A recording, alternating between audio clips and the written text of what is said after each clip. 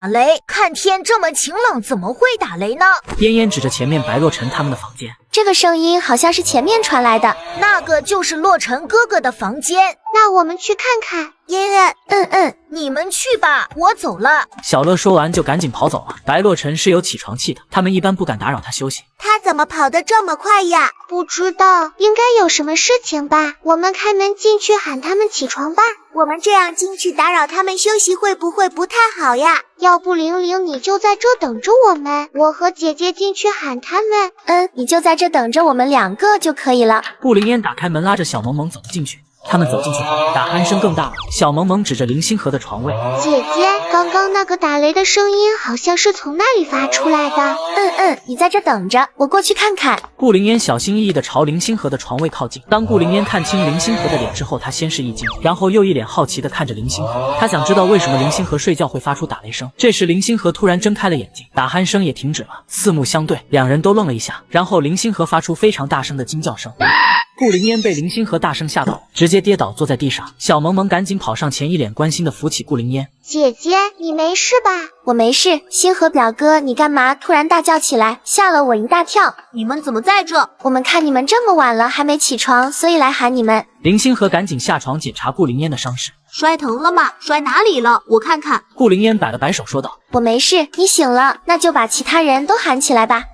林星河见顾灵烟没什么事也就放心了。小萌萌一脸疑惑地看着还在睡觉的3个人。刚刚那么大的声音，他们怎么还没醒呀？我知道为什么，他们都把耳朵塞起来了。睡觉为什么要塞耳朵啊？因为那样更好睡觉呗。林星河完全不知道是因为他的原因，他们才会把耳朵塞起来的。是这样吗？小萌萌一脸怀疑地看着林星河，他怎么觉得不是这样的？林星河上床，伸手摘掉林星驰的耳塞，推了推林星驰，嘿嘿，起床啦！林星驰朦朦胧胧地睁开了眼睛。林星河见林星驰醒了，他又跑向白洛尘的床，用同样的方法把白洛尘弄醒。白洛尘同桌该起床啦！白洛尘缓缓地睁开了眼睛，一脸杀气腾腾地盯着不知死活的林星河。你们怎么都喜欢用耳塞睡觉啊？你们可真奇怪，直接睡不香吧？小萌萌见白洛尘脸色不太好的样子，他拉了拉顾灵烟的衣服。姐姐，要不我们走吧？我也觉得我们现在赶紧走比较好。你们还在说什么悄悄话，还不赶紧走？林星驰下床了，赶紧把小萌萌和顾灵烟带离了战场，顺便还贴心地关上了门。萌萌、嫣嫣姐，你们出来了！桃，是谁把门关了？快开门啊！林星河总算发现白洛尘的眼神不对劲了，他下意识的就准备跑，但是为时已晚，林星河已经把门关上了。爸，我错了，爸哥，我错了，我下次不敢了。不一会，里面传出了林星河的惨叫声。萌萌、嫣嫣姐，里面发生了什么呀？那个哥哥没事吧？应该没事吧？小萌萌听着里面不断传来林星河的惨叫声，不过不知道是为什么，他一点也不心疼林星河。你们去别的地方玩吧，他没事的，不用担心。那妹妹，我们走吧。说着，顾灵烟就拉着小萌萌和精灵走了。房间里惨叫不断，林默然其实已经醒了，就是不想睁眼，他一点要帮林星河的意思都没有。林星河缩在角落里，已经被他打得鼻青脸肿的。我不就喊你起床吗？至于对我下这么狠的手吗？因为你欠揍。什么人嘛，我好歹和你做了这么久的同桌，好歹给我留点面子。你看我这样要怎么出去啊？白洛尘已经懒得理林星河了，他拍了拍林默然的床沿。戏看够了就赶紧起床。林默然睁开了眼睛，取下耳塞从上面爬了下来，打开门直接走了出去。白洛尘跟在他后面也走了出去。嫣嫣他们呢？我让他们去玩了。海上里面那糟心的玩意跟着我走。星河出来，我们要走啦。不去，我这样怎么见人？告诉他不去的话，晚上就把他丢进山里喂狼。星河，你听到了吗？来了，马上就来！你们就知道欺负我！林星河一脸不服气的从房间里面走了出来。星河，你怎么弄成这样了啊？林星驰一下子没忍住笑了出声，不过他很快就收起笑容。你不都知道，还问我做什么？下午我们要去菜园子里除草，跟我去拿工具。姐姐，我去上厕所，你们先玩。要不要我陪你一起去？不用了，我自己去就可以了，我可能要去很久。小萌萌说完，他就转身跑了。小萌萌跑得比较急，忘记厕所在哪里了，找了半天都没找到厕所位置，还把自己弄迷路了。正在他不知道该怎么办的时候，他看见了那个叫娜娜的小孩。娜娜，娜娜听到有人喊她，她停下脚步回头望了一眼，见是中午和她住一起的小女孩。她静静地看着小萌萌不说话。我找不到厕所在哪，还迷路了，你能不能带我去厕所，然后再带我回去呀？娜娜就平静地看着小萌萌，不说话也不点头。小萌萌以为她没听懂，于是用手语又给她比划了一下。娜娜看完小萌萌的手语，她点了点头，然后转身朝前走去。见小萌萌没跟上，还停下来看着小萌萌。小萌萌兴奋地跟上了娜娜。谢谢你。娜娜把小萌萌带到了厕所。小萌萌进去后，她就在外面走廊边上坐着等着小萌萌。小萌萌出来后，娜娜就准备带她回去找顾灵烟他们。小萌萌停住脚步看着娜娜。娜娜，你是不能说话，还是不想说话呢？娜娜一脸不解看着小萌萌。我之前也不愿意说话，后来我生病了，我什么都不记得了。我开口说话了，我很害怕跟陌生人相处，但是我现在不害怕了。我努力地告诉自己他们不可怕，我没必要害怕他们。所以娜娜你也是，不要害怕跟任何人相处，要多和他们说说话，这才能有小朋友愿意跟你玩。娜娜静静地听着小萌萌的叙述后，她眼神稍微有些波动。娜娜，你愿意和我成为朋友吗？小萌萌真诚地伸出手。娜娜看着小萌萌伸出来的手，慢慢地把视线转移到了小萌萌的脸上。我叫顾萌萌，以后请多多指教。喂，为什么？娜娜一脸无法理解的开口，看着小萌萌。娜娜，你的声音真好听。为什么要跟我这种人做朋友？娜娜再次开口。因为你长得好看呀。好看吗？那他们为什么要抛弃我？小萌萌拉着娜娜的手说。这不是你的错，是那些抛弃你的人的错，你不应该用他们的错来惩罚你自己。你根本不会了解我的感受，因为你没被你最亲的人抛弃过。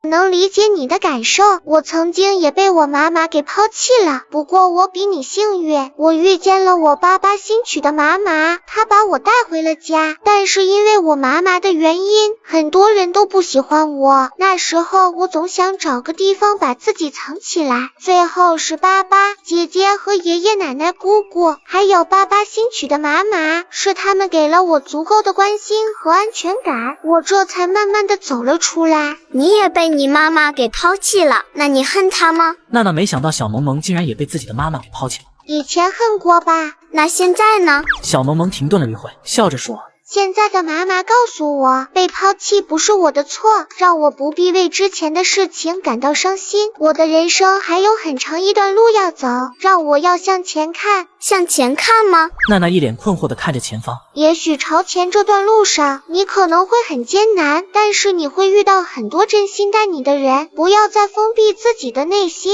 尝试去接纳别人，这样会让你过得轻松一些。小萌萌把之前顾叶白和林洛星开解她的话活灵活现的用来开解娜娜。真的会有人愿意真心待我吗？娜娜不自信地看着小萌萌问道。当然会有的，我就愿意跟你成为好朋友呀。我们也愿意，我们也愿意。顾灵烟和精灵这时候不知道从哪里蹦了出来。姐姐，玲玲，你们怎么来了？还说呢，你上个厕所这么长时间了都没回来，我们给你发信息你也不回，打电话也不接的。小萌萌有些不好意思地挠了挠头。电话手表好像落宿舍里了，嘿嘿。顾灵烟伸手向娜娜正式地介绍了一下自己。娜娜你好，我是顾灵烟，是顾萌萌的姐姐，很高兴认识你。娜娜有些不知所措地伸出手对顾灵烟打招呼。